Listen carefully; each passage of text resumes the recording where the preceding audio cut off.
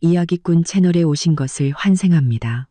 방금 이혼했는데 전 남편에게서 청첩장을 받으셨다면 어떻게 하시겠어요? 심지어 결혼식 날짜가 바로 오늘이라면요. 오늘 이야기는 한순간에 모든 것을 잃게 된 한 남자의 통쾌한 복수극입니다.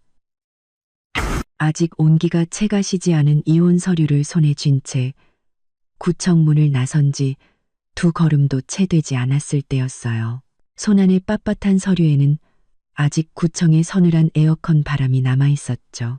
그때 검은 정장을 쫙 빼입은 젊은 남자가 제 앞을 가로막았습니다. 20살 초반으로 보이는 그 남자는 머리에 포마드를 발라 반질반질했고 손에는 금박을 입힌 두툼한 봉투를 들고 있었어요. 저를 보자마자 다가와 가식적인 미소를 지으며 말했죠. 정장 입은 남자는 손을 비비며 말했습니다.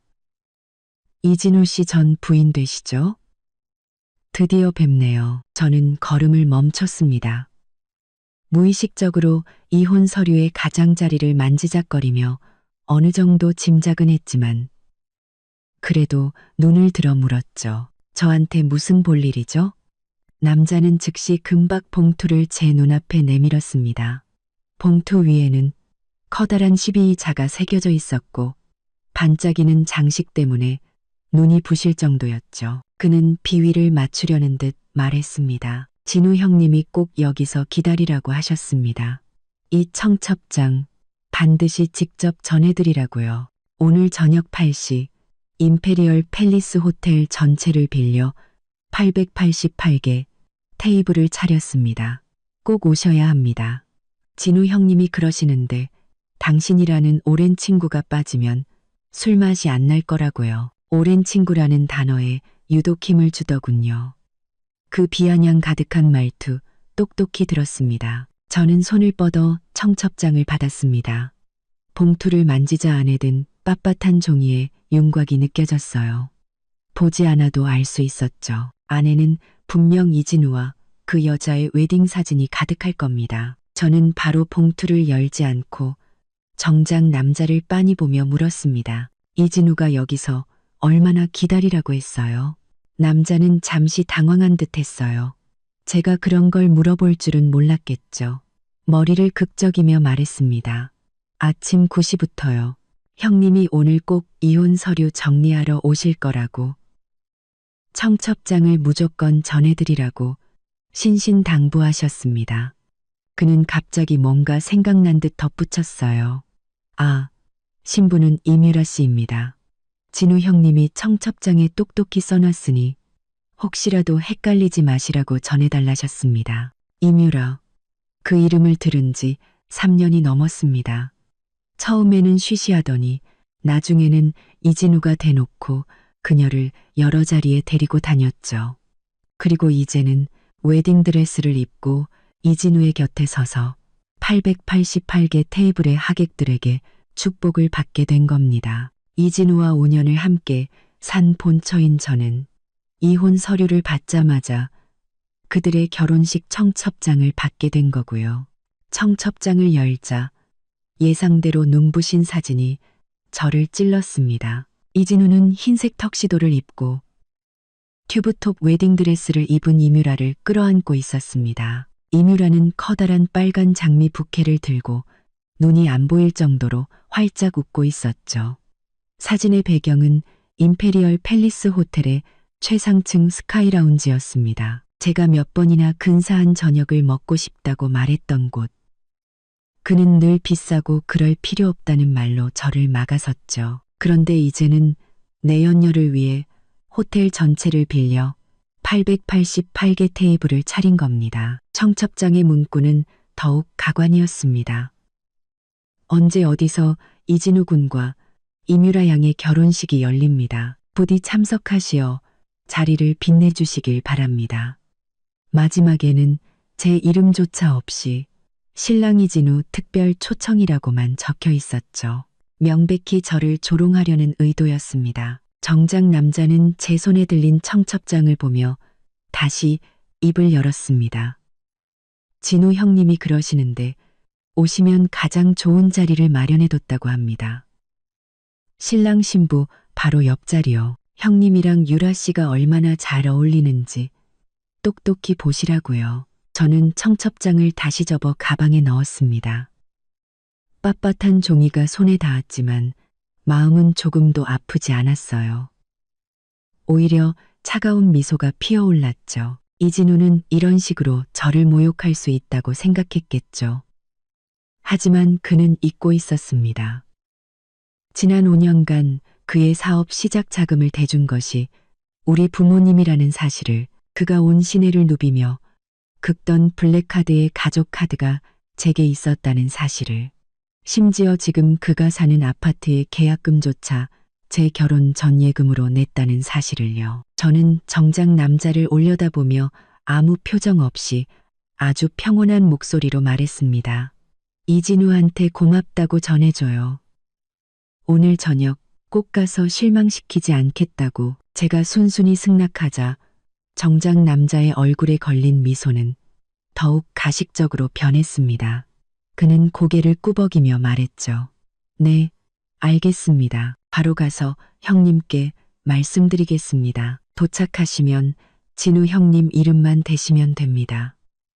안내해 드릴 겁니다. 그는 인사를 마치고 서둘러 자리를 떴습니다. 그 뒷모습에서는 공을 세우고 칭찬받으려는 조급함이 느껴졌죠. 분녀스에 저는 그가 멀어지는 것을 가만히 지켜보다가 손에 들린 이혼 서류를 내려다봤습니다. 붉은색 표지가 햇빛 아래 유난히 눈에 띄었습니다. 5년의 결혼 생활이 결국 이종이 한 장과 모욕적인 청첩장 한 장으로 끝난 셈이죠. 하지만 괜찮습니다.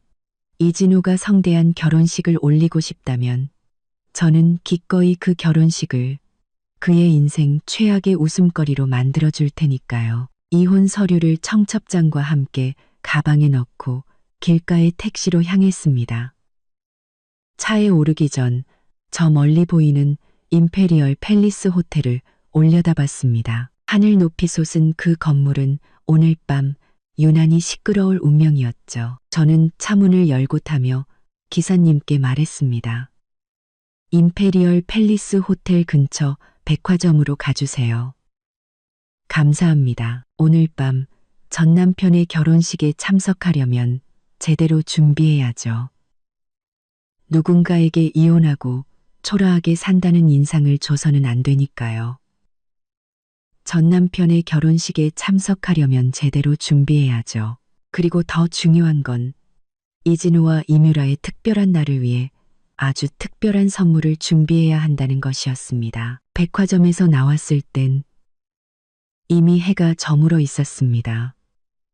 거리의 가로등이 하나둘 켜지며 따뜻한 노란빛이 길 위로 쏟아졌고 오가는 차들의 창문이 그 빛을 받아 반짝였죠. 저는 방금 산 검은색 쇼핑백을 들고 택시에 올라타 임페리얼 팰리스 호텔의 주소를 말했습니다. 기사님은 엑셀을 밟았고 차는 퇴근 시간에 교통체증 속으로 합류했습니다. 호텔에 가까워질수록 길가의 차들은 점점 더 많아졌습니다. 호텔 입구 100m 전부터는 차가 거의 움직이지 않았죠. 저는 돈을 내고 내려서 인도로 걸어갔습니다. 저는 그리고 눈앞에 펼쳐진 광경에 놀라 눈썹을 치켜떴습니다.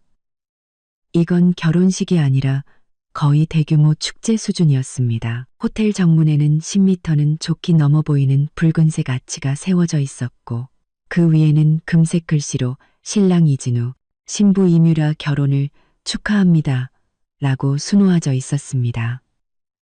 글씨 주변은 분홍색 장미로 가득했고 바람이 불 때마다 꽃잎이 흩날렸죠. 아치 양옆에는 사람 키만한 풍선 수십 개가 놓여 있었는데 풍선마다 이진우와 이뮤라의 사진이 인쇄되어 있었습니다. 해변에서 찍은 사진, 잔디밭에서 찍은 사진 등 이뮤라는 다양한 드레스를 입고 이진우의 팔짱을 낀 채 의기양양하게 웃고 있었죠. 아치 뒤로는 벤츠, BMW부터 포르쉐, 마세라티까지 고급 차들이 길게 늘어서 있었습니다. 좋기 10여 대는 되어 보였고 차마다 붉은 리본이 묶여 있었죠. 차 옆에는 검은색 정장을 입은 직원들이 대기하고 있다가 사람이 오면 즉시 문을 열어주었습니다.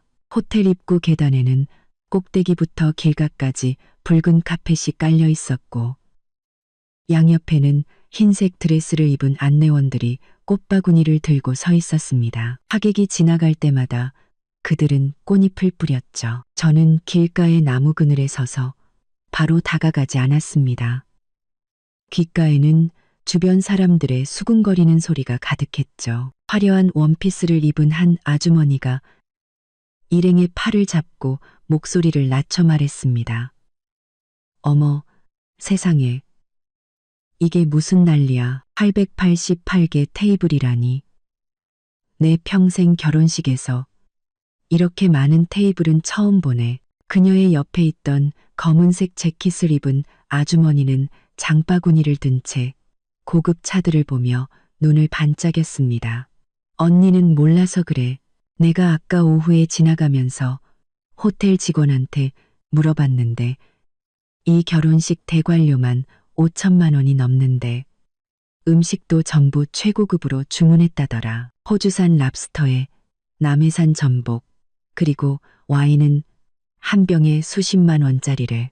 테이블마다 발렌타인 30년 산도 한 병씩 준다더라. 세상에 돈이 얼마나 많은 거야.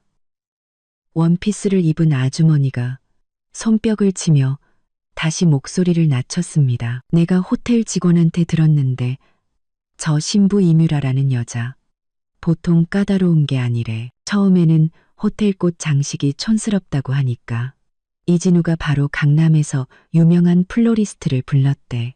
꽃 심는 데만 트럭 3대가 동원됐고 돈 1,000만 원을 더 썼다더라.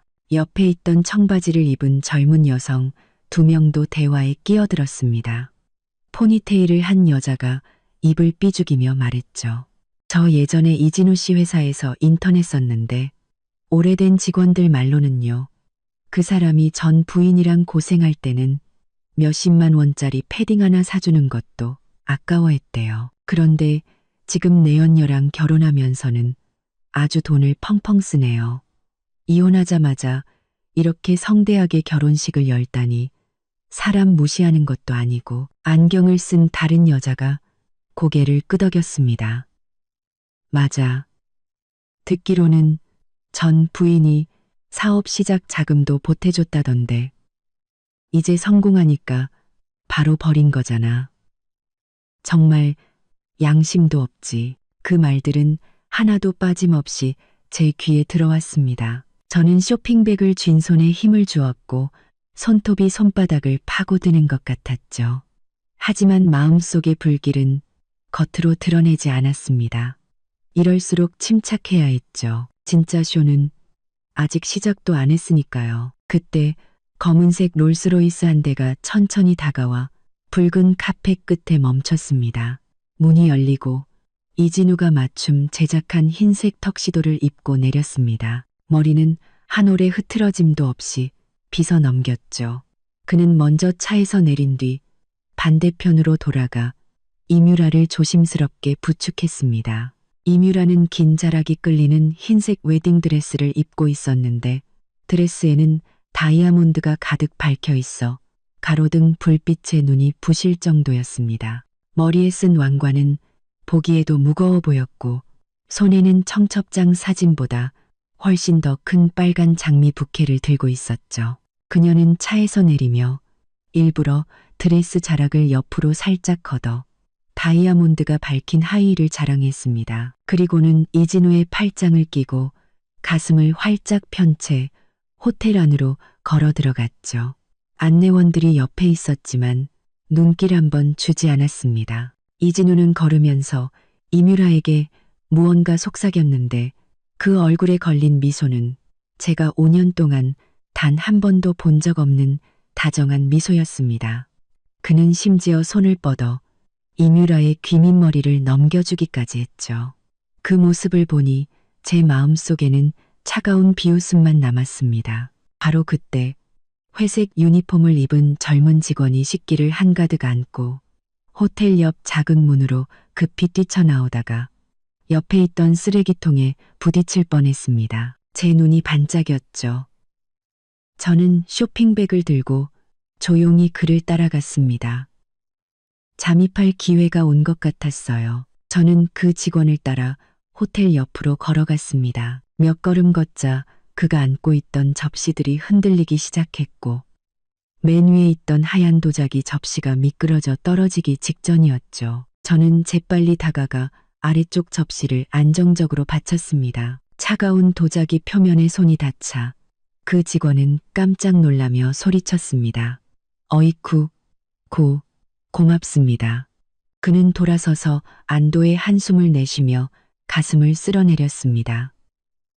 그제야 저는 그의 앳된 얼굴을 볼 수 있었죠. 가슴에 달린 명찰에는 박민준이라는 이름이 적혀 있었습니다.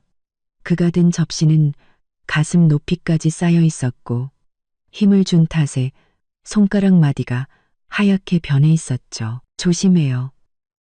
떨어뜨리면 큰일 나잖아요. 저는 손을 떼며 접시들을 중앙으로 모아주었습니다. 박민준은 고개를 끄덕이며 올상을 지었습니다. 그러게요. 오늘 손님이 너무 많아서 주방에서 계속 재촉하네요. 벌써 3번째 왔다 갔다 하는 거예요. 근데 결혼식에 오신 분 아니세요? 왜 직원 통로 쪽으로 오셨어요? 입구는 저쪽 정문인데 저는 저 멀리 직원 휴게실이라고 쓰인 작은 문을 쳐다보며 목소리를 낮춰 말했습니다. 저기요, 내가 부탁 하나만 할게요. 도와주면 20만 원 줄게요. 어때요? 박민준의 눈이 동그래졌습니다. 손에 든 접시가 다시 한번 흔들렸죠. 네. 무슨 부탁인데요? 불법적인 일은 못합니다. 성민준의 눈이 박민준의 동그래졌습니다. 불법 아니에요. 그냥 물건 하나만 빌려주면 돼요. 저는 그가 입고 있는 회색 유니폼을 가리켰습니다. 그 유니폼 2시간만 빌리고 싶어요. 괜찮다면 옷 갈아입을 곳도 좀 알려주고요. 일 끝나면 바로 돈 줄게요. 박민준은 망설이는 눈빛으로 눈살을 찌푸렸습니다. 저기, 그건 안 되는데요. 부장님이 유니폼은 절대 빌려주지 말라고 하셨어요. 걸리면 저 잘려요. 걱정 마요. 나 그냥 잠깐 들어갔다 나올 거예요. 절대 사고 안 칠 거고 당신이 유니폼 빌려준 거 아무도 모르게 할게요. 저는 쇼핑백에서 현금 20만 원을 꺼내 그에게 내밀었습니다. 생각해봐요. 20만 원이면 당신 하루 일당보다 많잖아요. 2시간만 입을게요. 당신이 조용한 곳에서 기다리고 있으면 내가 옷 갈아입고 바로 돌려줄게요. 아무도 모를 거예요. 박민준은 20만 원을 뚫어지게 쳐다보며 침을 꿀꺽 삼켰습니다. 그리고는 품에 안은 접시를 한번 보고 무언가 고민하는 듯 했죠. 몇 초 뒤 그는 이를 악물고 결심한 듯 접시를 옆벽에 내려놓으며 속삭였습니다. 알겠어요. 하지만 약속은 꼭 지키셔야 해요. 문제 생기면 전 모르는 일입니다. 휴게실에 예비 유니폼이 하나 있어요. 전에 그만둔 동료가 놓고 간 건데 등록도 안 된 거예요. 따라오세요. 저는 박민준을 따라 직원 휴게실로 들어갔습니다. 안에는 낡은 소파 하나와 철제 캐비닛 하나가 전부였고 공기 중에는 음식 냄새가 희미하게 떠다녔죠. 박민준은 캐비닛에서 깔끔하게 접힌 유니폼 한 벌과 검은색 단화를 꺼내 저에게 건넸습니다. 이 옷은 아무도 안 입는 거예요. 빨리 갈아입으세요. 강민준은 캐비닛에서 깔끔하게 접힌 주는 캐비닛에서 깔끔하게 제가 밖에서 망봐드릴게요. 누가 오면 기침 2번 할게요. 저는 유니폼을 받아들고 소파 뒤로 가서 빠르게 옷을 갈아입었습니다. 회색 반소매 셔츠와 검은색 바지였는데 조금 컸지만 허리띠를 매니 그럭저럭 입을만 했습니다. 신발도 딱 맞았죠. 옷을 다 갈아입은 뒤 제 쇼핑백을 박민준에게 건네 캐비닛에 숨겨달라고 부탁하고 20만 원을 그의 손에 쥐어주었습니다. 고마워요. 이따 다시 올게요. 저는 셔츠깃을 정리하며 허점이 없는지 확인했습니다. 박민주는 돈을 주머니에 넣고는 주머니에서 하얀색 냅킨을 꺼내 저에게 건넸습니다. 이걸 팔에 걸치세요. 저처럼요. 그럼 아무도 의심 안 할 거예요. 들어가서는 함부로 돌아다니지 말고 그냥 접시 나르는 척 하세요. 신랑 신부 쪽 테이블에는 가지 마세요. 부장님이 계속 지켜보고 계시니까. 저는 냅킨을 받아 팔에 걸치고 고개를 끄덕였습니다. 알겠어요. 박민준을 따라 직원 통로를 통해 연회장에 들어섰을 때 저는 비로소 그 화려함의 실체를 마주할 수 있었습니다. 최상층 연회장 전체가 동화 속 성처럼 꾸며져 있었죠. 천장에는 거대한 크리스털 샹들리에가 걸려 있었고 그 불빛이 붉은색 테이블보 위로 쏟아져 은식기들이 반짝였습니다.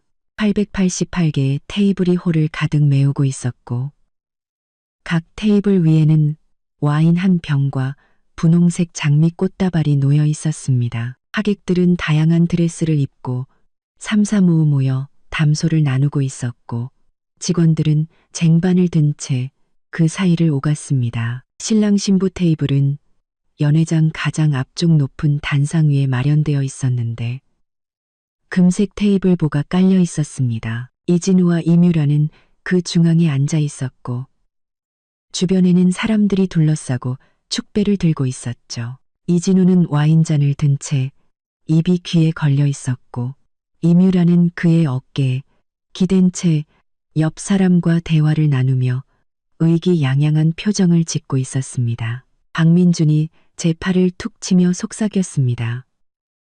전 접시 나르러 가야 해요. 조심하세요. 말을 마친 그는 쟁반을 들고 주방 쪽으로 향했습니다. 저는 심호흡을 한번 하고 다른 직원들처럼 옆 테이블의 빈 쟁반을 들고 천천히 신랑 신부 테이블 쪽으로 다가갔습니다. 가까이 다가갈수록 그들의 대화가 똑똑히 들렸습니다. 이뮤라는 핸드폰을 들고 옆에 있는 여자에게 자랑하고 있었습니다. 이것 봐, 내 왕관. 진우 씨가 특별히 해외에서 주문 제작한 거야. 순금에 다이아몬드까지 박혀 있다고. 이 웨딩드레스도 맞춤 제작인데 수공비만 300만 원이 넘었어. 그 여자는 즉시 부러운 표정을 지었습니다. 유라야, 정말 행복하겠다. 이 대표님, 너한테 정말 잘해주신다. 그릭하면 이진우는 그 말을 듣고 이뮤라의 어깨를 더 꽉 끌어안으며 웃었습니다. 내 아내인데 내가 아껴야지 누가 아끼겠어. 유라가 기쁘다면 돈이 얼마가 들든 상관없어. 저는 멀찍이 서서 손에 든 쟁반을 꽉 쥐었습니다. 마음속으로는 차갑게 비웃었죠. 지금 실컷 웃어도 이따가는 울게 될 테니까.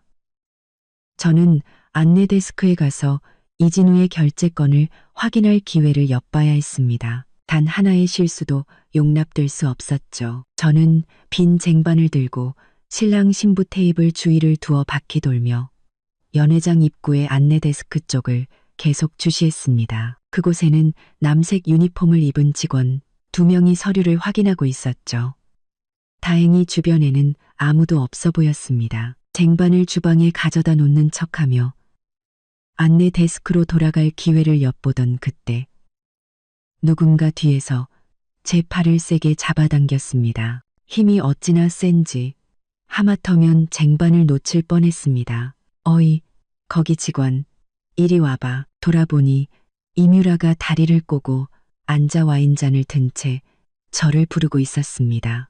제가 돌아보자 그녀는 일부러 왼손을 들어 등불에 비쳐 보였습니다. 그 손에는 비둘기 알만 한 다이아몬드 반지가 끼워져 있었죠. 다이아몬드는 샹들리에 불빛을 받아 눈을 뜰 수 없을 정도로 반짝였고, 백금으로 된 반지에는 섬세한 무늬가 새겨져 있어 한눈에 봐도 고가품임을 알 수 있었습니다. 저는 속마음을 감추고 다가가 최대한 평범한 직원처럼 말했습니다.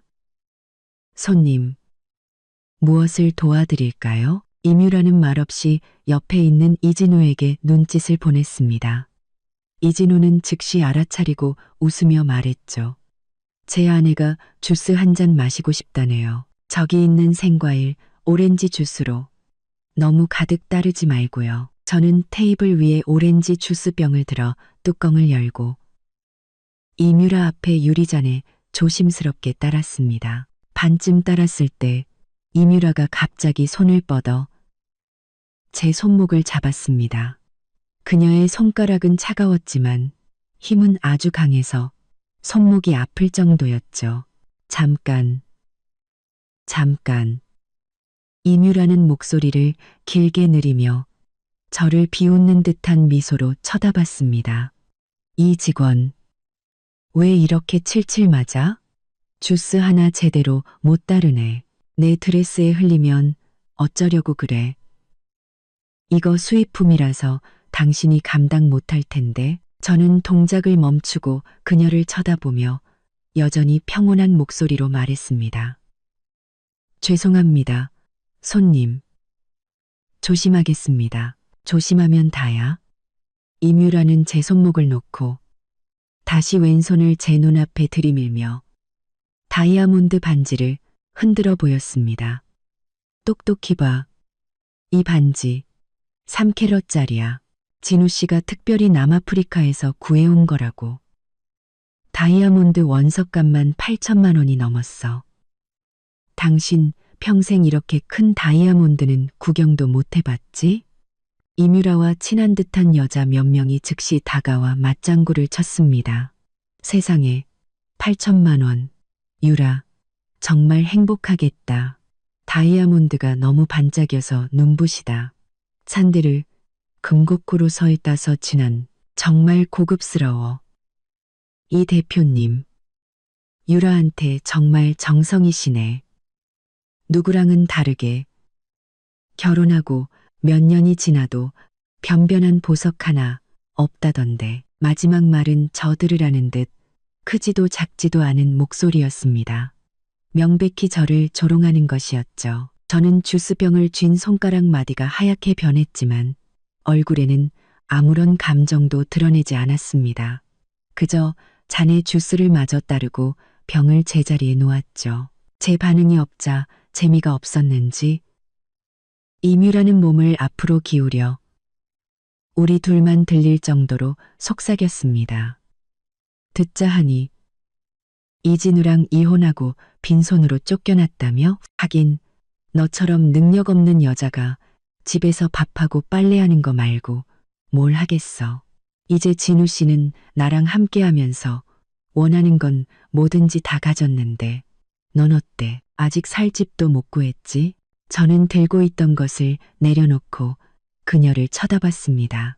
이전의 평온함은 사라지고 눈에는 차가운 기운이 서렸죠. 손님, 제가 빈손으로 나갔든 아니든 당신과는 상관없는 일이에요. 그 반지가 아무리 비싸도 남이 사준 거고 저는 지금 가진 게 없어도 제 힘으로 다시 일어설 수 있어요.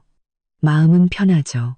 남한테 빌부터 살면서 잘난 척하는 누구랑은 다르게. 이뮤라는 일개 직원이 자신에게 대드는 것을 보고 얼굴이 순식간에 굳어졌습니다. 그녀는 테이블을 세게 치며 소리쳤죠. 너 지금 뭐라고 했어? 일개 직원이 감히 날 가르치려 들어? 내가 당장 부장 불러서 너 해고시켜버릴 줄 알아. 그녀의 고함에 주변 하객들의 시선이 모두 이쪽으로 쏠렸고 웅성거리던 소리가 잦아들었습니다. 이진우는 눈살을 찌푸렸지만 불쾌한 기색에도 불구하고 이뮤라를 감쌌습니다. 그는 저를 향해 차갑게 말했죠. 당신, 내 아내한테 무슨 말버릇이야? 당장 사과해. 안 그러면 내가 당신네 부장 부를 테니까. 저는 이진우를 무시하고 이뮤라를 보며 차가운 미소를 지었습니다. 전 틀린 말 한 적 없는데요. 왜 사과해야 하죠? 제 서비스가 불만이라면 부장님을 부르세요. 하지만 함부로 사람을 모욕하지는 마시죠. 바로 그때 검은색 정장을 입은 부장 한 명이 소란을 들었는지 빠르게 다가왔습니다. 그는 먼저 이진우와 이뮤라에게 고개를 숙인 뒤 저를 보며 엄하게 말했죠. 이 직원, 무슨 일입니까? 손님과 다툼이라도 있었나요? 이뮤라는 즉시 저를 가리키며 악담을 퍼부었습니다. 부장님, 이것 좀 보세요. 당신네 직원이 서비스도 엉망인데 저한테 대들기까지 했어요. 저를 모욕했다고요. 오늘 당장 해고하세요. 제가 입을 열기도 전에 옆에서 목소리가 들렸습니다. 김 부장님, 오해입니다. 제가 이 친구한테 잠깐 도와달라고 부탁했어요. 그냥 오해가 있었던 것뿐입니다. 돌아보니 박민준이 쟁반을 들고 빠르게 다가오고 있었습니다. 그는 부장님에게 웃으며 말했죠. 제 동료인데 오늘 손님이 너무 많아서 긴장했나 봐요. 일부러 그런 건 아닙니다. 유라 손님, 정말 죄송합니다. 제가 다른 주스로 바꿔드릴까요? 김 부장님은 박민준을 한번 보고 이진우를 한번 보았습니다. 이진우가 더 이상 말을 하지 않자 그는 상황을 수습하려 했죠. 오해였군요. 유라 손님, 화 푸십시오. 다른 직원으로 바꿔드리겠습니다. 그리고는 저를 쏘아보며 말했습니다. 넌 나 좀 따라와. 다음부터는 조심하도록 해. 저는 부장님을 따라가며 박민준을 지나칠 때 그가 몰래 눈짓하는 것을 보았습니다. 걱정 말라는 뜻이었죠. 저는 마음속으로 그에게 고마움을 느끼면서도 한편으로는 다행이라고 생각했습니다. 박민준이 아니었다면 오늘 정말 곤란할 뻔했으니까요. 하지만 이뮤라에게 당한 이 모욕, 그냥 넘어갈 생각은 없었습니다. 이따가 계산할 때 그녀는 분명히 울게 될 겁니다. 김 부장님은 저를 연회장 구석의 창고문 앞으로 데려갔습니다. 그의 얼굴은 여전히 굳어 있었고 그는 양손을 등 뒤로 깍지 낀 채 부하 직원을 훈계하는 자세를 취했죠. 도대체 어떻게 된 겁니까? 김 부장님은 눈살을 찌푸리며 목소리를 낮춰 말했습니다. 오늘이 어떤 자리인지 압니까? 이 대표님이 호텔 전체를 빌렸고 이뮤라 씨는 신부예요. 그런 분들과 마찰을 일으키다니 여기서 일하기 싫다는 겁니까? 저는 고개를 숙이고 일부러 겁먹고 억울한 표정을 지었습니다. 손가락으로 옷자락을 만지작거리며 말했죠. 김 부장님, 죄송합니다. 정말 일부러 그런 게 아니에요. 오늘 처음 아르바이트 하러 와서 너무 긴장했어요. 말을 조심하지 못했습니다. 다음부터는 절대 이런 일 없을 겁니다. 신입 아르바이트생인 척하는 것이 가장 안전한 방법이었습니다.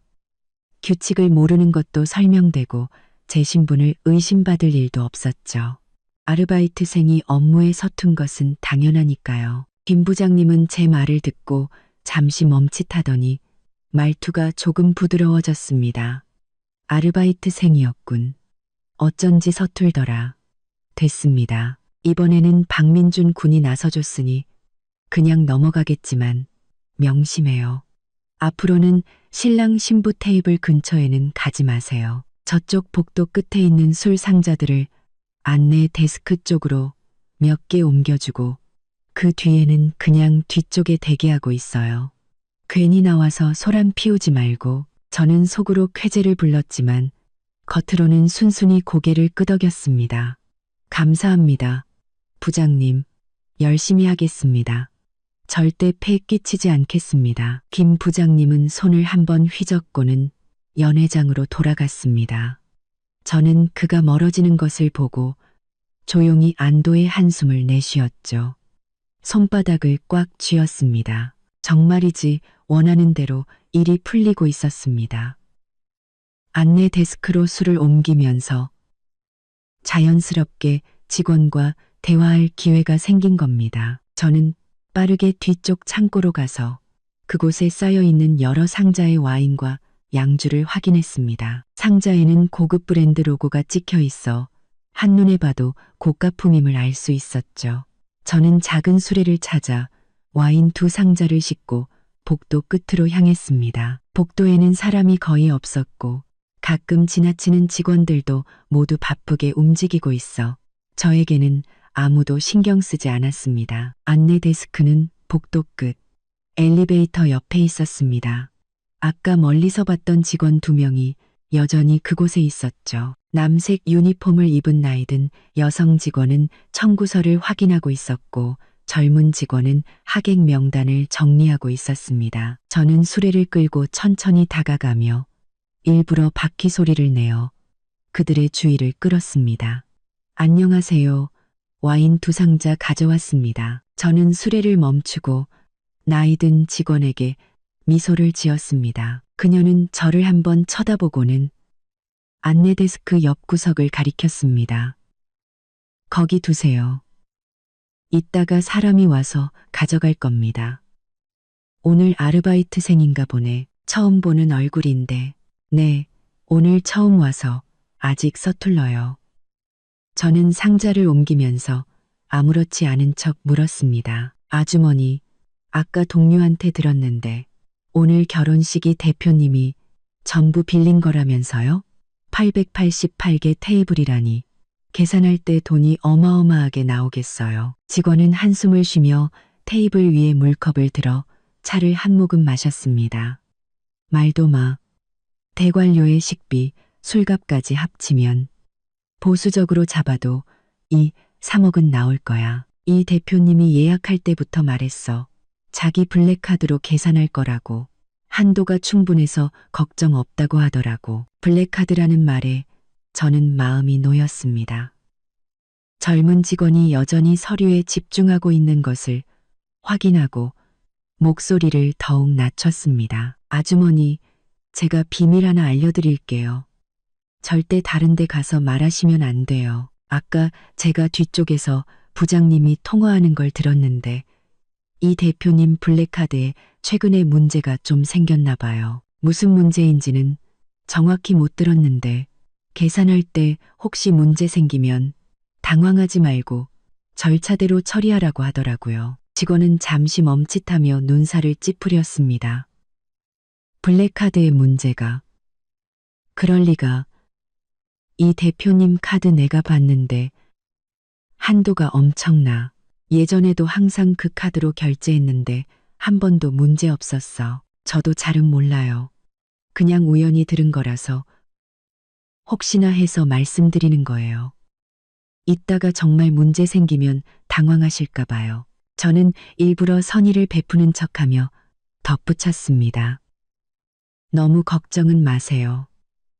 부장님이 그냥 농담한 걸 수도 있으니까요. 하지만 만약에 정말 무슨 일 생기면 그냥 원칙대로 처리하세요. 큰 손님이라고 봐주다가 나중에 더 곤란해질 수 있잖아요. 직원은 고개를 끄덕이며 생각에 잠긴 듯 말했습니다. 그것도 그렇네. 진짜든 아니든 일단 알아둬야겠어.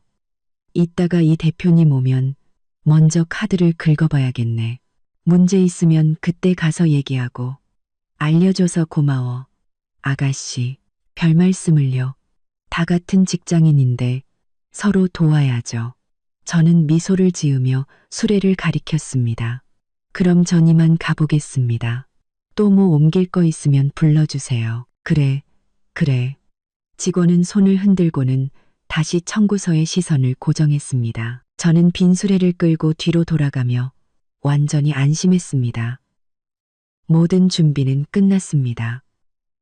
식후를 방금 한 말은 카드가 취소되었다고 단정 짓지도 않으면서 안내 데스크 직원에게 미리 경고를 준 셈이죠. 이따가 이진우가 블랙카드를 내밀었을 때 직원은 카드가 취소된 것을 보고 정말 카드에 문제가 생겼다고 생각할 겁니다. 저를 의심하지도 이진우에게 미리 알려주지도 않겠죠. 뒤쪽 모퉁이를 돌 때 마침 빈 쟁반을 들고 오던 박민준과 마주쳤습니다. 그는 저를 보자마자 다가와 속삭였죠. 어땠어요? 아까 부장님이 뭐라고 안 하던가요? 안내 데스크에서 한참 얘기하던데 무슨 일 없었죠? 괜찮아. 부장님은 아무 말 안 했고 오히려 술 옮기라고 하셨어. 저는 박민준의 팔을 토닥이며 말했습니다. 아까 도와줘서 정말 고마워. 부장님은 박민준의 팔을 토닥이며 말했습니다. 너 아니었으면 오늘 정말 쫓겨날 뻔했어. 박민준은 머리를 극적이며 웃었습니다. 뭐려, 동료끼리 서로 돕는 건 당연하죠. 아, 맞다. 신랑 신부 테이블 쪽 아까 또 시끄러워졌어요. 이 대표님이 술 취해서 사람들한테 허풍 떨고 있더라고요. 다시는 그쪽으로 가지 마세요. 저는 마음이 동하여 물었습니다. 무슨 허풍을 떠는데? 뻔하죠. 뭐, 자기가 얼마나 돈이 많은지, 오늘 결혼식이 얼마나 성대한지 자랑하는 거죠. 여기 있는 모든 비용은 자기가 다 낼 테니 마음껏 먹고 마시라고 하더라고요. 박민주는 입을 삐죽였습니다. 그 모습 보니까 온 세상에 자기가 이뮤라 씨랑 결혼했다는 걸 자랑하고 싶어 안달난 것 같았어요. 제 입가에 차가운 미소가 걸렸습니다. 이진우, 네가 지금 잘난 척할수록 이따가는 더 비참하게 무너질 거야. 이 3억 원의 비용을 블랙카드 하나로 해결할 수 있다고 생각했겠지. 하지만 넌 잊었을 거야. 그 카드의 주인이 너 하나가 아니었다는 사실을. 박민준과 잠시 대화를 나누는 사이 연회장에서 시끄러운 환호성이 터져 나왔습니다. 소리가 어찌나 큰지 뒤쪽 복도까지 똑똑히 들렸죠. 박민준은 눈살을 찌푸리며 연회장 쪽을 쳐다봤습니다. 에휴, 이 대표님이 또 허풍 떨기 시작했나 보네. 제가 가서 상황 좀 보고 올게요. 누나는 여기 계세요. 함부로 돌아다니지 마시고요. 저는 고개를 끄덕이고 박민준이 떠난 뒤 조용히 연회장 입구 기둥 뒤로 다가가 안을 엿봤습니다. 예상대로 이진우가 연회장 중앙에 서 있었습니다. 그는 와인잔을 높이 쳐들고 있었는데 와인이 흰색 턱시도 위로 반쯤 쏟아져 있었지만 전혀 신경 쓰지 않았죠. 얼굴은 술로 붉게 달아올랐고 걸음걸이는 비틀거려 한눈에 봐도 만취 상태였습니다. 옆에는 그와 형님, 동생 하는 남자들이 둘러싸고 있었습니다. 화려한 셔츠를 입은 남자가 그의 어깨를 두드리며 웃었죠. 이 대표님, 오늘 결혼식 정말 끝내줍니다. 888개 테이블에 음식도 전부 최고급이고 이런 스케일 저희는 정말 상상도 못하겠습니다. 이진우는 그 말에 더욱 의기양양해졌습니다. 그는 와인잔을 더 높이 쳐들고 모든 하객을 향해 외쳤죠. 여러분, 오늘 저 이진우의 결혼식에 와주셔서 감사합니다. 제 아내 이뮤라와 드디어 결혼하게 되어 정말 기쁩니다. 그는 잠시 말을 멈추고 술트림을 한 번 한 뒤 목소리를 더욱 높였습니다. 그래서 오늘 여기 있는 모든 비용, 식사, 술, 그리고 혹시 있다가 호텔에서 묵고 싶은 분들의 숙박비까지 전부 제가 쏩니다. 마음껏 드시고 마시고 즐기세요. 저한테는 돈 걱정하지 마시고요. 그 말이 끝나자 연회장은 잠시 조용해졌다가 이내 폭소와 환호성으로 가득 찼습니다. 이 대표님, 통 크시다. 역시 이 대표님, 돈이 많으시네. 그럼 저희 사양 안 하겠습니다. 몇몇 젊은 하객들은 즉시 테이블 위에 와인병을 들어 잔을 채웠습니다. 이뮤라는 신랑 신부 테이블에서 걸어 나와 이진우의 팔짱을 꼈습니다. 그녀의 얼굴에는 웃음꽃이 활짝 피었죠. 그녀는 일부러 애교 섞인 목소리로 말했습니다. 자기야, 너무 많이 마시지 마. 몸 상하겠어. 하지만 이렇게 모두에게 잘해주니 나 정말 기쁘다. 그녀는 말하면서 일부러 손에 낀 다이아몬드 반지를 주변 하객들에게 슬쩍 보여주었습니다. 그 의기양양한 모습에 제의가 갈렸죠. 이진우는 이뮤라의 손을 토닥이며 흐릿하지만 자랑스러운 눈빛으로 말했습니다. 여보, 걱정 마. 이 정도 돈은 아무것도 아니야. 당신만 기쁘고 우리 친구들만 즐겁다면 나 이진우 돈은 얼마든지 있어. 내 블랙카드 한도면 이런 결혼식 10번은 더 치를 수 있다고. 그의 말이 끝나자마자 사람들 사이에서 작게 수군거리는 소리가 들렸습니다. 정장을 입은 중년 남자가 옆에 있는 여성에게 속삭였죠. 저 사람 너무 잘난 척하는 거 아니야? 이혼하자마자 내연녀랑 결혼하면서 이렇게 사치스럽게 남들이 자기 돈 많은 거 모를까봐 안달이 났네. 여성은 그의 팔을 살짝 잡아당기며 속삭였습니다. 조용히 해요. 듣겠어요. 근데 저 사람 예전에 회사 자금 사정이 안 좋다고 들었는데 어떻게 갑자기 이렇게 돈을 펑펑 쓰지? 누가 알겠어. 없는 살림에 허세 부리는 거겠지. 그들의 대화는 작았지만 기둥 뒤에 서 있던 제게는 똑똑히 들렸습니다. 저는 속으로 비웃었죠. 허세라. 허세는 아니지. 그 블랙카드에 든 돈. 원래 절반은 내 돈이었으니까. 이제는 한 푼도 남지 않았지만 이진우는 여전히 주변 사람들에게 허풍을 떨고 있었습니다. 그는 옆 사람과 잔을 부딪히려다 제대로 맞추지 못하고 쨍하는 소리와 함께 상대방의 옷에 와인을 쏟았습니다. 어이쿠, 미안. 이진우는 어눌하게 사과했지만 전혀 미안한 기색이 없었죠. 오히려 웃으며 말했습니다. 괜찮아. 옷 좀 더러워진 게 뭐 대수라고. 이따가 내가 새 옷 사줄게. 명품으로 골라. 와인을 뒤집어 쓴 남자는 얼굴이 굳었지만 억지로 웃으며 말했습니다. 아닙니다. 이 대표님만 즐거우시면 됐죠. 이뮤라는 옆에서 거들었습니다. 맞아요. 옷 한 벌 가지고 뭐려. 우리 진우 씨 돈 많으니까.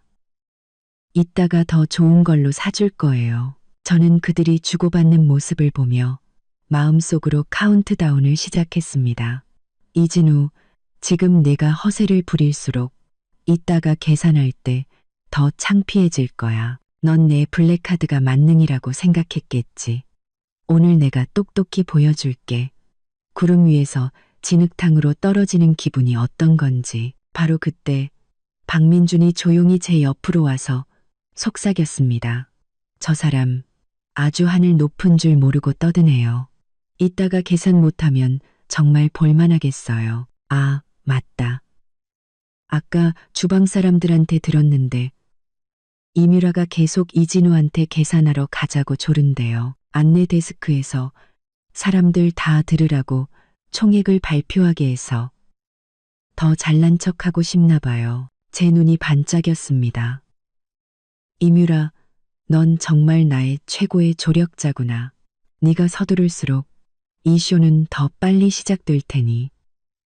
저는 과연 안내 데스크에서 해지된 카드입니다라는 말을 들었을 때 내 그 의기양양한 미소가 계속 유지될 수 있을지 궁금해졌습니다. 이진우는 여전히 사람들과 잔을 부딪히며 허풍을 떨고 있었는데 이뮤라가 갑자기 그의 팔을 잡아당겼습니다. 그녀는 애교 섞인 표정을 지었지만 목소리는 일부러 주변 사람들이 다 들을 수 있을 정도로 높였죠.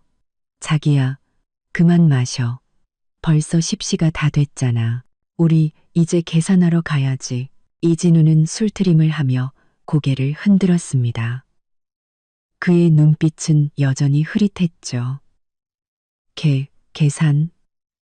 뭘 그렇게 서둘러, 좀 더 마시자. 이렇게 기분 좋은데 이뮤라는 발을 동동 굴렀고 웨딩드레스 자락이 따라 흔들렸습니다. 그녀는 손에 낀 다이아몬드 반지를 만지작거리며 일부러 주변 하객들에게 미소를 지었습니다. 나는 그냥 우리가 이 결혼식에 돈을 얼마나 썼는지 빨리 알고 싶어서 그래. 그래야 사람들이 자기가 나한테 얼마나 잘해주는지 알 거 아니야. 그리고 이렇게 많은 하객들이 보고 있는데 우리가 계산 끝날 때까지 기다리게 할 수는 없잖아. 모양 빠지게 그녀가 말한 모양이라는 것은 명백히 안내 데스크에서 총액을 발표하게 하여 이 결혼식이 얼마나 호화로운지 자신이 얼마나 사랑받는 신부인지를 과시하려는 속셈이었습니다. 그녀와 친한 여자들이 즉시 거들었죠. 맞아요, 이 대표님. 유라 말이 맞아요. 빨리 계산해서 저희도 이렇게 멋진 결혼식에 얼마나 들었는지 구경 좀 합시다. 이 대표님처럼 통 큰 분이시니 분명 천문학적인 숫자일 거예요. 저희 다들 기대하고 있어요. 이진우는 그 칭찬에 기분이 좋아져 이뮤라의 손등을 토닥였습니다. 그는 들고 있던 와인잔을 옆 직원 쟁반에 내려놓으며 혀 꼬부라진 소리로 말했죠. 알았어. 우리 여보 말대로 해야지. 겨우 계산하는 것 가지고. 별거 아니야. 가자, 여보. 내가 계산하러 데려가 줄게. 내가 당신이랑 결혼하는데 돈을 얼마나 썼는지. 모두에게 똑똑히 들려주자고. 그는 이뮤라의 허리를 감싸 안고 비틀거리며 안내 데스크 쪽으로 걸어갔습니다. 이뮤라는 눈이 안 보일 정도로 활짝 웃었고 걸으면서 일부러 드레스 자락을 더 높이 들어 다이아몬드가 밝힌 하이힐을 자랑했습니다. 그녀는 주변 하객들에게 손을 흔들기까지 했죠. 마치 시상식 레드카펫을 걷는 여배우 같았습니다. 주변 하객들도 덩달아 소란스러워졌습니다. 무리가 그들을 따라 안내 데스크로 향했고 어떤 이는 핸드폰으로 촬영을 하고 어떤 이는 작게 수군거렸죠. 저것 봐. 사람들 앞에서 금액을 발표하려나 봐. 정말 돈이 많은가 보네. 내가 보기엔 최소히 3억은 될 거야. 이뮤라 정말 복도 많지. 결혼하자마자 저런 대접을 받네. 저는 기둥 뒤에 숨어 군중에게 둘러싸여 걸어가는 그들을 보며 속으로 비웃었습니다. 조금만 기다려. 곧 웃지 못하게 될 테니까. 박민준도 제 옆으로 와서 속삭였습니다. 왔어요, 왔어. 곧 안내 데스크에 도착하겠네요. 이따가 이 대표님 카드 안 되는 거 알면 그 자리에서 기절하는 거 아니에요? 기절로 끝나면 다행이지. 저는 이진우의 뒷모습을 보며 차갑게 말했습니다. 그 카드를 취소한 게 나라는 걸 알면 아마 분노로 폭발할 걸. 박민준의 눈이 동그래졌습니다. 네, 누나가요? 어떻게 그 사람 카드를? 그 카드 원래 내 목도 있었어. 저는 간단히 설명했습니다. 혼인 중 공동 재산이었지. 내 돈으로 내 언녀랑 결혼하겠다는데 그렇게 둘 수는 없잖아. 박민주는 그제야 깨달았다는 듯 고개를 끄덕였습니다. 아, 그랬군요. 그럼 쌤통이네요. 저도 저 사람 정말 아니 꼽게 봤거든요. 전 부인한테는 그렇게 인색하면서 내 언녀한테는 돈을 펑펑 쓰고 이제 망신당해도 싸요. 우리가 말하는 사이 이진우와 이뮤라는 안내 데스크에 도착했습니다.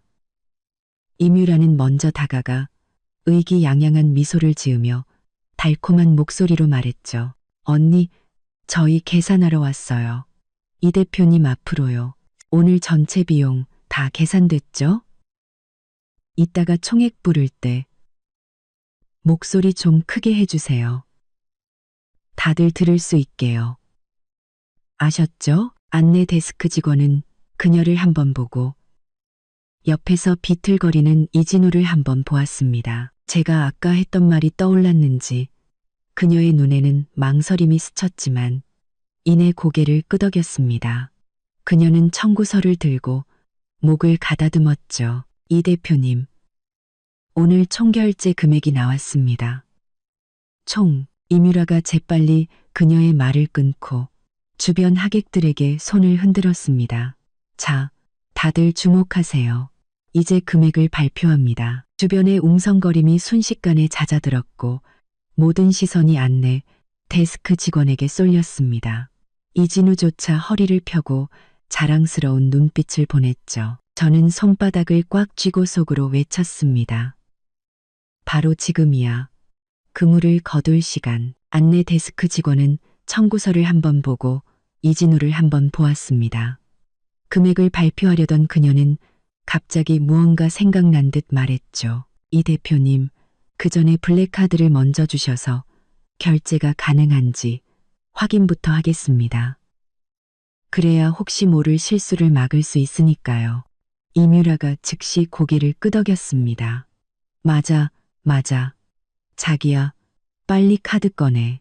당신 카드가 얼마나 대단한지 모두에게 보여주자고. 이진우는 의기양양하게 웃으며 정장 안주머니를 더듬었습니다. 한참을 뒤적인 끝에 그는 금색 무늬가 새겨진 검은색 신용카드를 꺼냈죠. 카드는 불빛 아래 반짝였습니다. 그는 카드를 카운터 위에 탁 소리 나게 내려놓으며 큰 소리로 말했죠. 긁어. 마음껏 긁으라고. 이 정도 돈, 내 카드 한도로는 흠집도 안 나니까. 안내 데스크 직원은 블랙카드를 집어 카드 단말기에 꽂고 키보드를 몇 번 두드렸습니다. 그리고는 이진우를 쳐다봤는데 그녀의 표정이 갑자기 변했습니다. 평온했던 얼굴에 당혹감과 불확실함이 서렸죠. 이뮤라는 그녀가 아무 말 없자 재촉했습니다. 언니, 왜 그래요? 빨리 긁어요. 한도가 너무 높아서 단말기가 인식을 못하나? 안내 데스크 직원은 그녀를 무시하고 다시 한번 카드를 긁었습니다. 그리고는 단말기 화면을 몇 초간 응시하더니 이진우를 보며 머뭇거리며 말했죠. 이 대표님, 이 카드가 좀 이상한데요. 이진우의 얼굴에서 미소가 싹 가셨습니다. 이상하다고? 뭐가 이상해? 내 카드 멀쩡한데 무슨 문제가 있다는 거야? 주변 하객들도 수군거리기 시작했고 그들의 눈에는 호기심이 가득했습니다. 저는 기둥 뒤에서 입꼬리가 올라가는 것을 참을 수 없었죠. 드디어 쇼가 시작된 겁니다. 이진우는 안내 데스크 직원이 카드가 이상하다고 하자 그 자리에서 폭발했습니다. 그는 앞으로 다가가 카운터에 손을 짚고 술기운에 거친 목소리로 소리쳤죠. 뭐라고? 내 카드에 문제가 있다고? 당신이 잘못 긁은 거 아니야? 다시 해봐. 안내 데스크 직원은 그의 기세에 놀랐지만 침착함을 유지했습니다. 그녀는 카드를 단말기에서 뽑아 다시 꽂고 키보드를 신중하게 눌렀습니다. 그리고는 화면을 이진우 쪽으로 돌리며 또렷한 목소리로 말했죠. 이 대표님, 직접 보시죠. 단말기에 해지된 카드로 거래가 불가능합니다라고 나옵니다. 제가 2번이나 확인했는데 결과는 같습니다. 스루한 고군 단골이 단도롯이 나옵니다. 이진우의 시선이 화면에 밝혔습니다. 하얀색 작은 글씨가 바늘처럼 그의 눈을 찔렀죠. 악에서 근소동, 근성도, 근소가의 자, 근성도. 이진우의 시선이 화면에 밝혔습니다. 그는 몇 초간 멍하니 서 있다가 갑자기 안내 데스크 직원의 손에서 블랙카드를 낚아채 눈앞에 가져다 댔습니다. 그는 마치 처음 보는 카드인 양 금색 무늬를 반복해서 만졌습니다. 말도 안 돼. 이진우의 목소리는 떨리고 있었습니다. 그는 카드 번호를 확인하고 다시 안내 데스크 직원을 보며 믿을 수 없다는 듯 말했죠. 이 카드 어제도 썼는데 어떻게 해지될 수가 있어? 당신이 카드 망가뜨린 거 아니야? 아니면 이 단말기가 고장났거나. 주변 하객들은 순식간에 술렁였습니다. 방금 전까지 떠들썩했던 분위기는 어색하고 기묘하게 변했죠. 뭐야, 카드 해지됐다고? 아까는 한도가 남아돈다고 큰소리치더니 이제는 계산도 못하네. 없는 살림에 허세 부리다가 망신당하는 거 아니야? 일부러 이렇게 크게 버려놓고 돈이 없었던 건가? 그 수군거림은 작은 망치처럼 이진우의 심장을 두드렸습니다. 그의 얼굴은 순식간에 붉은색에서 창백하게 변했고 블랙카드를 쥔 손은 부들부들 떨렸습니다. 이뮤라도 당황했습니다. 그녀는 이진우의 팔을 잡아당기며 울먹이는 목소리로 말했죠. 자기야, 어떻게 된 거야? 왜 당신 카드가 해지돼? 뭔가 잘못된 거겠지? 이진우는 그녀를 무시하고 다시 카드를 안내 데스크 직원에게 밀어넣으며 다급하게 말했습니다. 다시 해봐. 기계가 고장난 게 틀림없어. 다른 단말기로 해보라고. 빨리. 안내 데스크 직원은 눈살을 찌푸렸지만 인내심을 갖고 옆에 있는 다른 단말기로 다시 한번 카드를 긁었습니다. 결과는 똑같았죠. 화면에는 여전히 해지된 카드라고 표시되었습니다. 그때 호텔 지배인이 소란을 듣고 다가왔습니다. 그는 화면을 한번 보고 창백해진 이진우를 한번 보더니 입을 열었죠. 이 대표님, 저희 호텔 단말기는 모두 전산으로 연결되어 있어 두 대가 동시에 고장 날 리는 없습니다. 혹시 카드 유효기간이 지났거나 이전에 해지 신청을 하신 건 아니신지요? 아니야. 이진우는 거의 소리를 질렀습니다. 그는 한 걸음 뒤로 물러서다 비틀거렸고 이뮤라가 겨우 그를 부축했죠. 그는 손에 든 블랙카드를 멍하니 바라보며 머릿속이 하얗게 변하는 것을 느꼈습니다. 이 카드는 저와 결혼 3년 차에 만든 것이었습니다. 주 카드는 그에게, 가족 카드는 제게 있었죠. 그는 어제도 이 카드로 이뮤라에게 명품 가방을 사줬는데 어떻게 하루아침에 해지될 수 있단 말입니까? 은행의 실수일까? 아니면 그는 갑자기 무언가 떠올랐는지 눈빛이 공포로 물들었습니다. 그는 고개를 들어 사람들 속에서 누군가를 찾는 듯 두리번거렸습니다. 저는 기둥 뒤에서 그의 당황한 눈빛을 똑똑히 보았습니다. 그는 분명 저를 떠올렸을 겁니다. 이 카드의 가족 카드가 제게 있었다는 사실을, 그리고 이 카드에 든 돈의 절반이 제 몫이라는 사실을요. 이뮤라는 이진우가 아무 말 없자 하객들의 수군거림이 점점 커지는 것을 느끼고 초조해졌습니다. 그녀는 거의 울상이 되어 안내 데스크 직원과 지배인에게 소리쳤죠. 말도 안 돼요. 이 카드는 절대 문제 없어요. 당신들이 뭔가 꾸민 거죠? 카드를 망가뜨린 거 아니에요? 우리를 속이려는 거면 가만 안 둘 줄 알아요. 지배인의 얼굴이 굳어졌습니다. 손님, 말씀 조심하십시오. 저희 호텔은 정식으로 운영되는 곳이며 그런 일은 절대 있을 수 없습니다. 카드 상태는 보시다시피 해지된 상태이며 저희와는 무관합니다. 이진우는 그제야 정신을 차렸습니다. 그는 이뮤라를 밀치고 주머니에서 핸드폰을 꺼냈지만 긴장한 탓에 손가락이 미끄러져 잠금을 풀지 못했죠. 그는 중얼거렸습니다. 은행에 전화해 볼 거야. 내가 직접 물어볼 거야.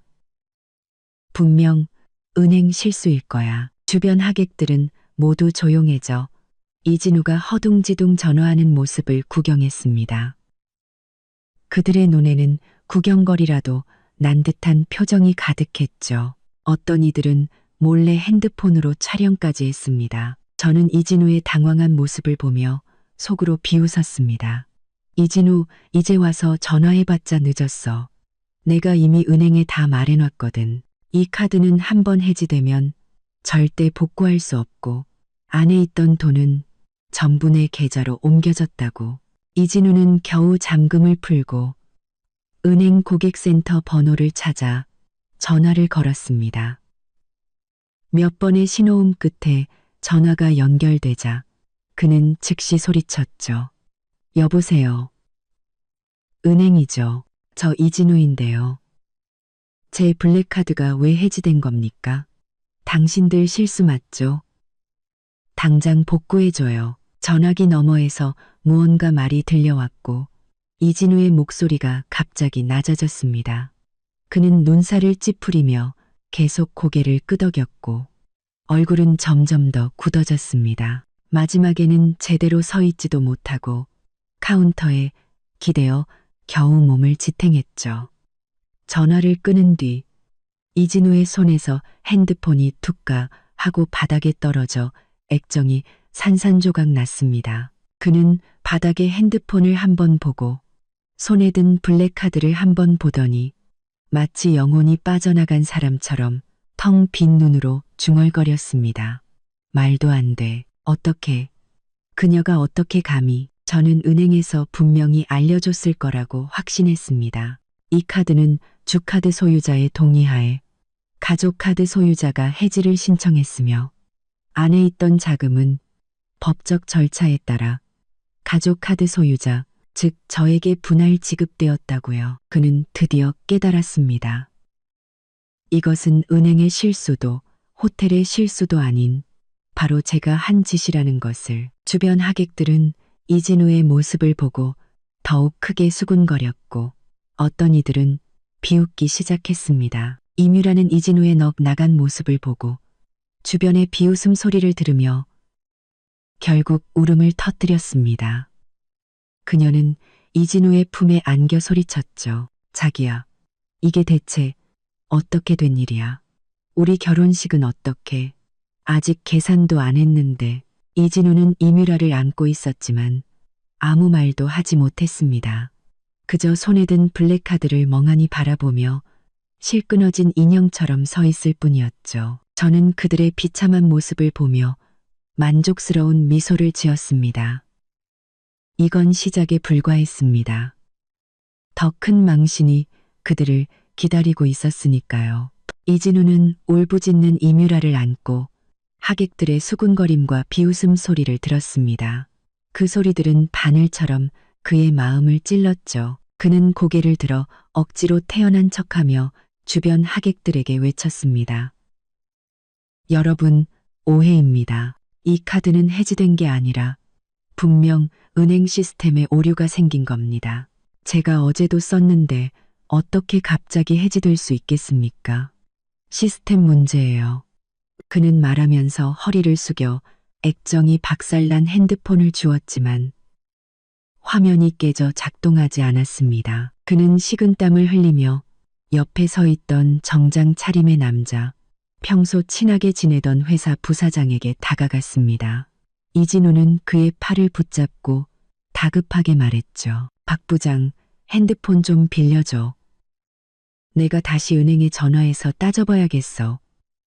분명 시스템 오류일 거야. 박 부사장은 마지못해 주머니에서 핸드폰을 꺼내 건넸습니다. 이진우는 떨리는 손으로 겨우 은행 고객센터에 다시 전화를 걸었죠. 신호음 몇 번 후 전화가 연결되자 그는 즉시 소리쳤습니다. 여보세요. 은행 고객센터죠? 저 이진우인데요. 제 블랙카드가 해지됐다고 나오는데 이게 시스템 오류 맞죠? 빨리 확인해 주세요. 전화기 너머에서는 정중하지만 차가운 목소리가 들려왔습니다. 차가운 목소리가 들려왔습니다. 이진우 고객님. 확인 결과 고객님의 블랙카드는 오늘 오전 10시 3분에 정상적으로 해지 처리되었습니다. 해지 신청은 가족카드 소지자께서 하셨으며 모든 절차는 규정에 따라 진행되었습니다. 시스템 오류는 아닙니다. 가족카드 소지자라고? 이진우의 목소리가 거의 비명처럼 터져 나왔습니다. 가족카드 소지자는 내 전처인데 그 여자가 어떻게 마음대로 카드를 해지할 수 있단 말이오.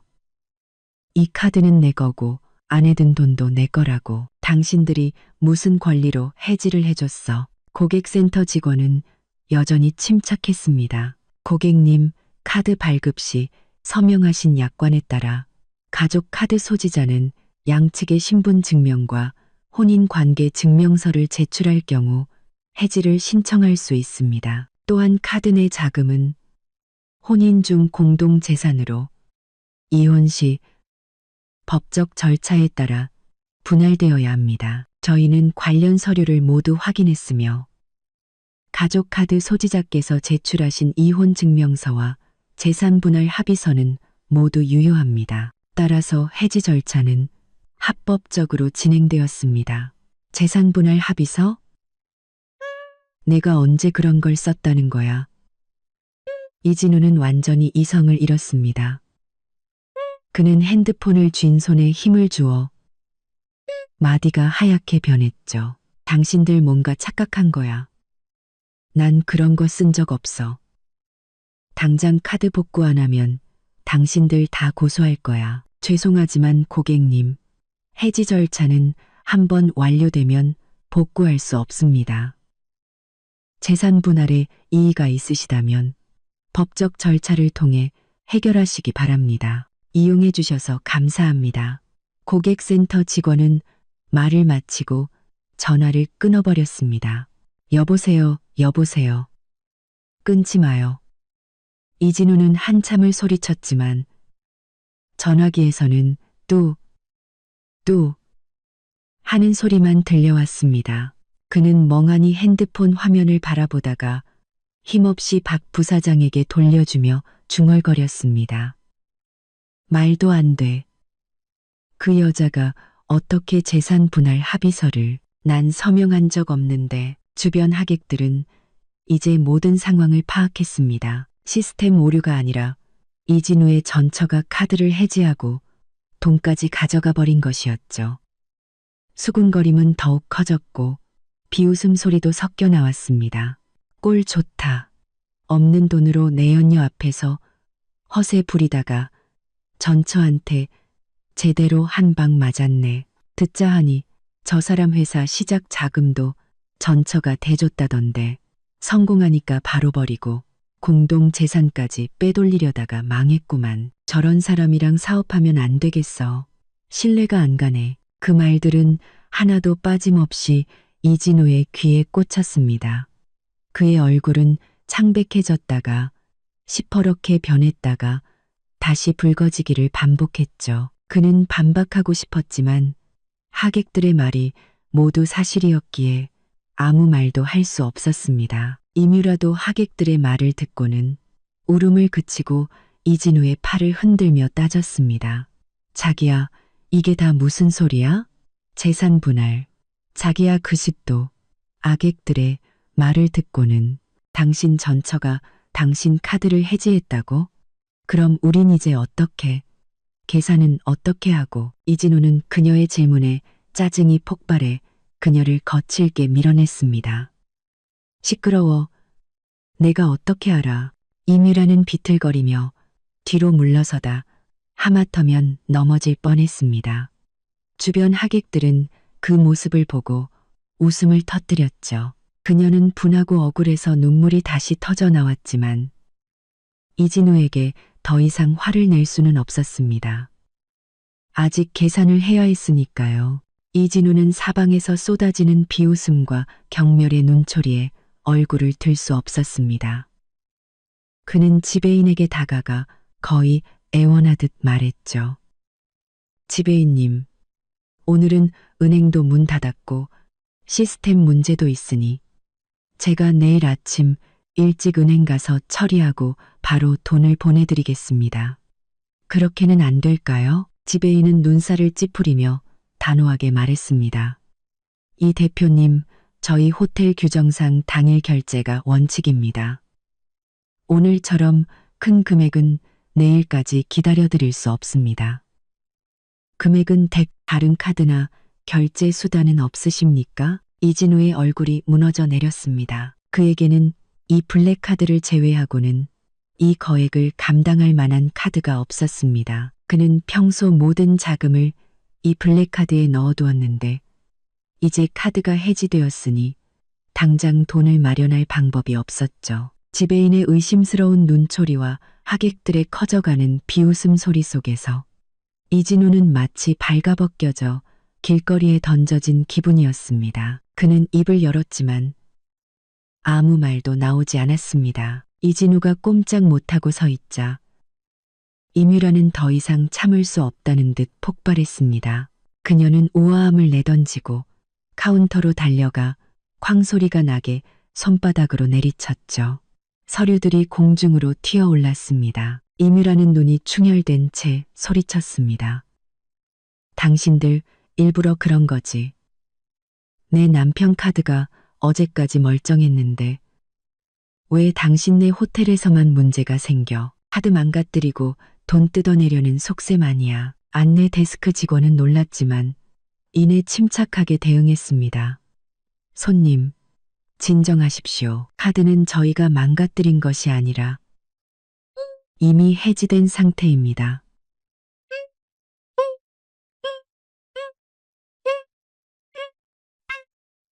못 믿으시겠으면 직접 은행에 확인해 보십시오. 내가 왜 당신들 문제라고.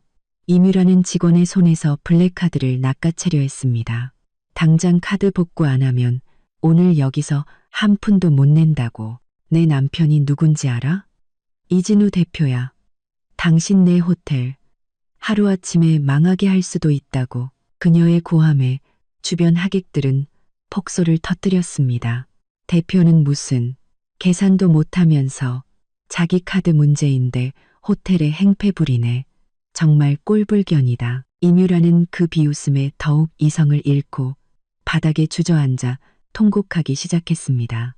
웨딩드레스 자락이 흙먼지로 더러워졌지만 그녀는 아랑곳하지 않고 다리를 치며 울부짖었죠. 세상에 이런 법이 어디 있어. 호텔이 손님 돈을 뜯어내려 해요. 수억 원짜리 결혼식인데 카드를 망가뜨려 놓고 계산을 못하게 만들고 이제는 경비원까지 불러서 우리를 쫓아내려 해요. 여러분, 제발 이 억울함 좀 풀어주세요. 그녀의 돌발 행동의 현장은 더욱 아수라장이 되었습니다. 하객들은 구경거리라도 난 듯 모여들어 사진을 찍고 영상을 녹화했죠. 박민준이 제 옆으로 와서 속삭였습니다. 세상에, 저 여자 정말 대단하네요. 이제는 드러누워서 때를 쓰네. 저는 바닥에 앉아 우는 임유라를 보며 차갑게 미소 지었습니다. 그게 네가 할 수 있는 전부겠지. 하지만 조금만 기다려. 곧 울음도 안 나오게 될 테니까. 호텔 경비원들이 도착했고 지배인은 얼굴이 굳은 채 말했습니다. 손님, 계속 이렇게 소란을 피우시면 경찰을 부를 수밖에 없습니다. 부르라고. 임유라는 울며 소리쳤습니다.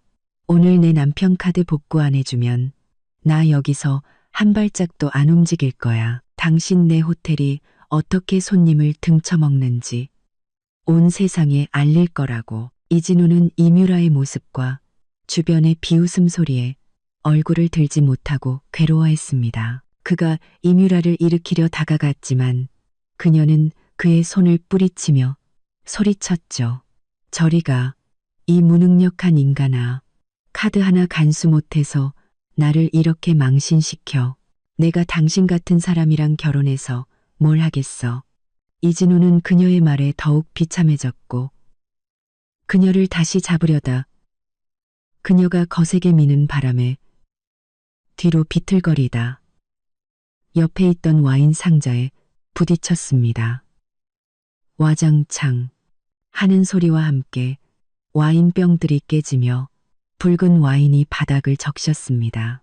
주변 하객들은 잠시 조용해졌다가 이내 더 큰 웃음을 터뜨렸습니다. 이진우는 깨진 유리 조각과 와인으로 엉망이 된 바닥에 서서 붉은 얼룩이 묻은 턱시도를 입은 채 마치 어릿광대처럼 보였습니다. 지배인은 한숨을 쉬며 경비원들에게 지시했습니다. 저분들 떼어놓고 경찰에 신고하세요. 병들에게 지시했습니다. 저분들 떼어놓고 경찰에 신고하세요. 경비원들이 임유라를 양쪽에서 부축해 일으키자 그녀는 발버둥 치며 울부짖었고 그 과정에서 머리에 썼던 왕관이 바닥에 떨어져 흙먼지와 와인으로 더러워졌습니다. 더 이상 이전에 빛나던 모습은 찾아볼 수 없었죠. 바로 그때 제가 하객들 사이에서 걸어 나왔습니다. 저는 오른손으로 입고 있던 직원 유니폼의 깃을 잡고 천천히 아래로 벗어내렸습니다. 아내는 몸에 딱 맞는 검은색 원피스를 입고 있었죠. 이전의 허름한 직원과는 완전히 다른 모습이었습니다. 주변은 순식간에 조용해졌고 모든 시선이 제게 쏠렸습니다. 저는 그들의 놀란 시선을 무시하고 이진우와 이뮤라를 향해 똑바로 걸어갔습니다. 제 구두 소리가 바닥에 또각또각 울렸고 그 소리는 마치 이진우의 심장을 밟는 듯 했습니다. 깨진 와인병 조각을 멍하니 보던 이진우는 제가 다가오는 것을 보고 동공이 축소되었습니다. 그의 얼굴에서 핏기가 싹 가셨죠. 그는 저를 가리키며 떨리는 목소리로 말했습니다. 네가 어떻게 여기에, 내가 어떻게 여기에 있냐고? 내가 뭘 어쨌는데? 저는 그의 앞에 멈춰 서서 차가운 눈으로 그를 바라봤습니다. 내가 이혼 서류나 끌어안고 구석에서 울고 있을 줄 알았나? 이진우, 넌 잊었나 본데. 그 블랙카드의 가족카드는 항상 내 손에 있었어. 저는 안내 데스크 위에 블랙카드를 가리키며 말을 이었습니다. 네가 주카드만 있으면 그 돈으로 마음껏 내 언녀와 결혼할 수 있을 거라고 생각했겠지. 하지만 잊지 마. 그 카드는 우리가 결혼 생활 중에 만든 거고 그 안에 돈 절반은 내 몫이야. 내 회사 시작 자금, 우리 부모님이 노후 자금을 털어 대주신 거고 네가 지금 사는 아파트 계약금, 내가 결혼 전에 3년 동안 모은 월급이야.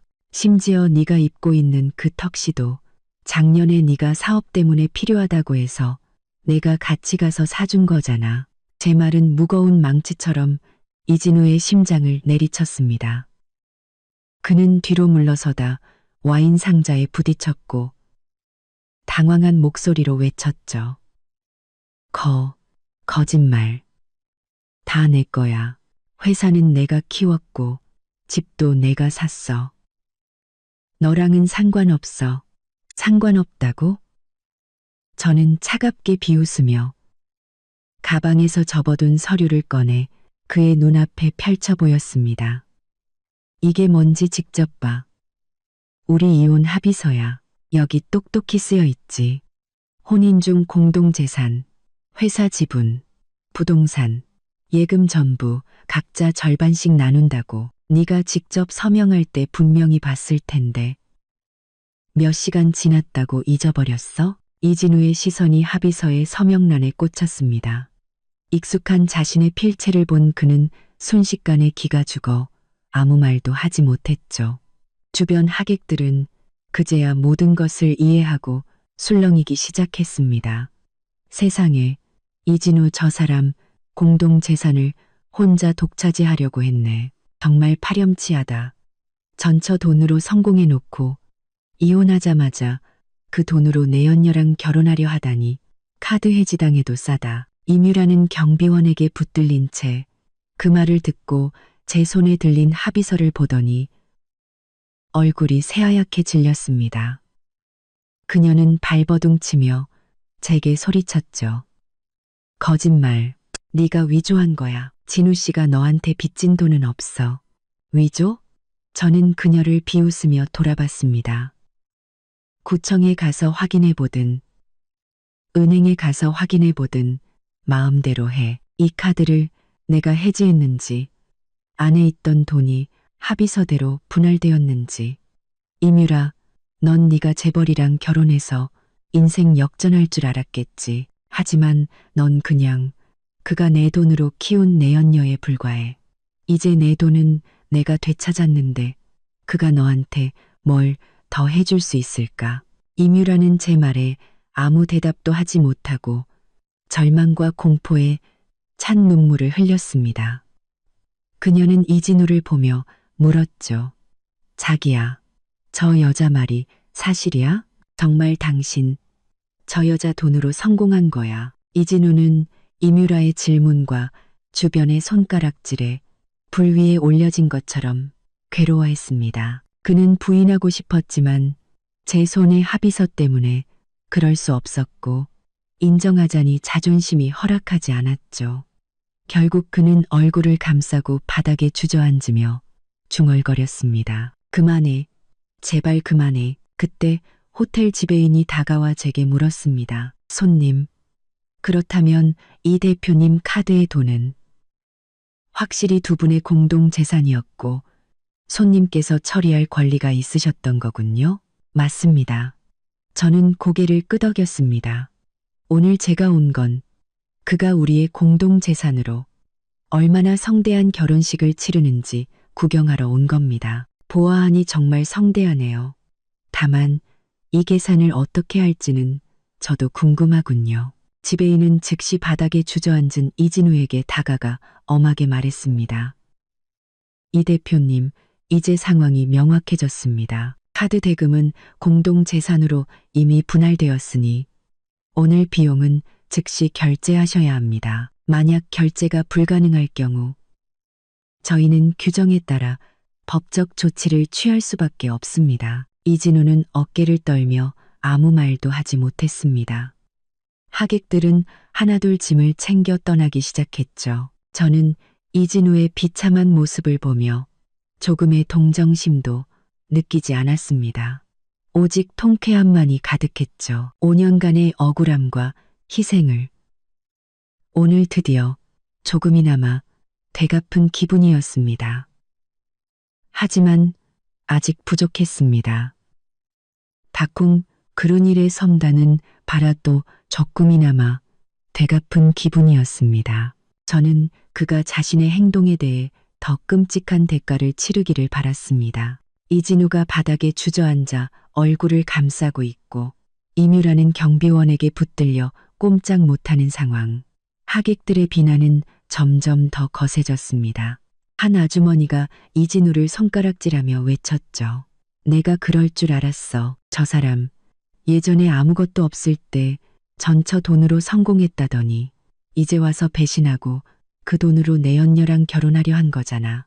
사람도 아니야. 이진우 회사에서 인턴을 했다던 젊은 여성도 핸드폰으로 촬영하며 목소리를 높였습니다. 제가 인턴할 때 들었는데 진우 씨, 전처한테는 겨울에 패딩 한 벌 사주는 것도 아까워했대요. 그런데 내 언녀한테는 다이아 반지에 호화 결혼식까지 전부 공동재산으로요.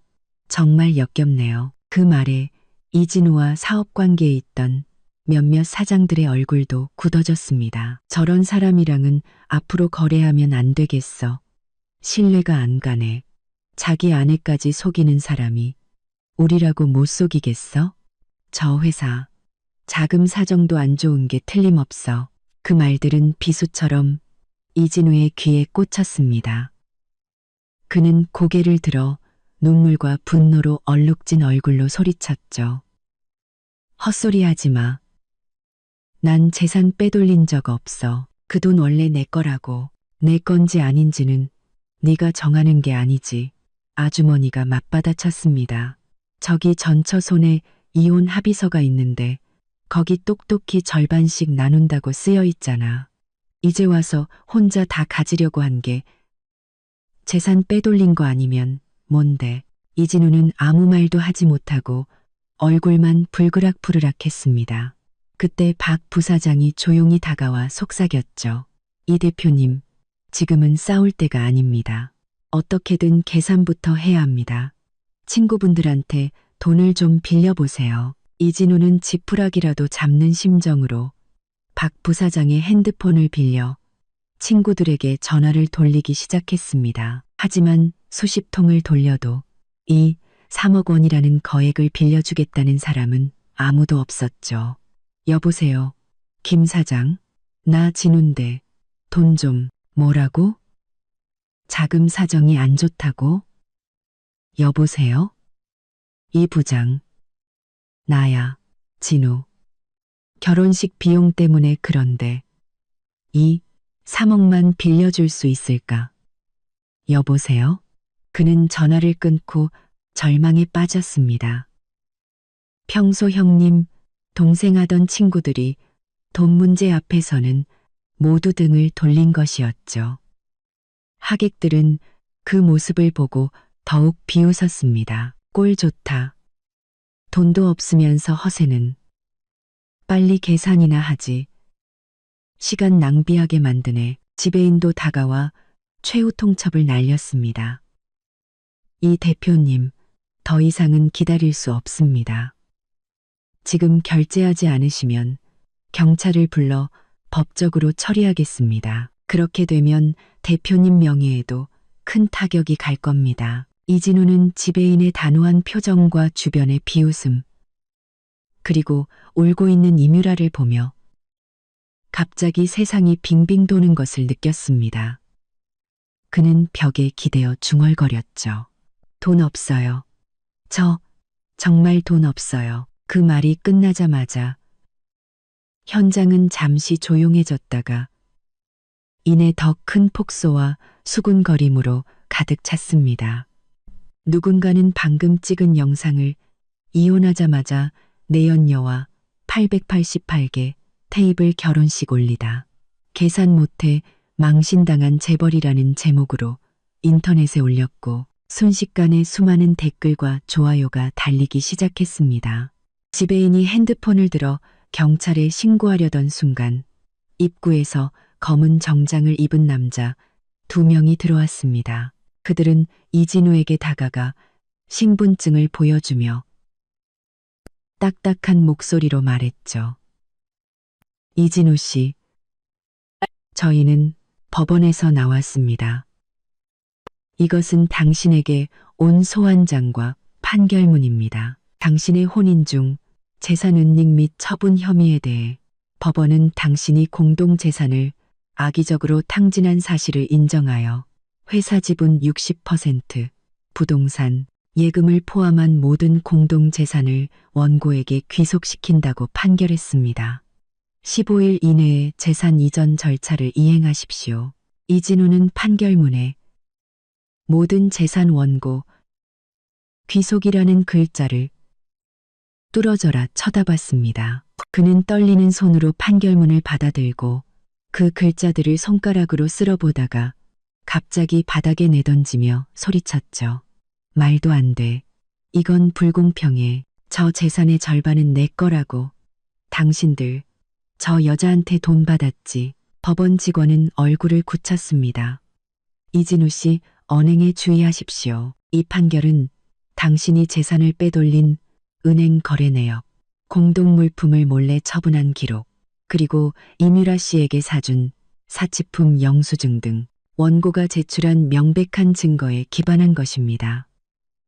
불복 시 15일 이내에 항소할 수 있지만 그 전까지 재산 이전 절차는 이행되어야 합니다. 그렇지 않으면 강제 집행에 들어가겠습니다. 이뮤라는 모든 재산 원고 귀속이라는 말에 완전히 넋이 나갔습니다. 그녀는 경비원의 손을 뿌리치고 이진우에게 달려가 소리쳤죠. 뭐라고? 재산이 전부 저 여자 거라고? 그럼 우린 어떻게? 내 다이아 반지, 내 웨딩드레스, 당신이 사주기로 한 집은. 이진우는 그녀를 거칠게 밀어내며 소리쳤습니다. 시끄러워. 나 이제 아무것도 없어. 다 너 때문이야.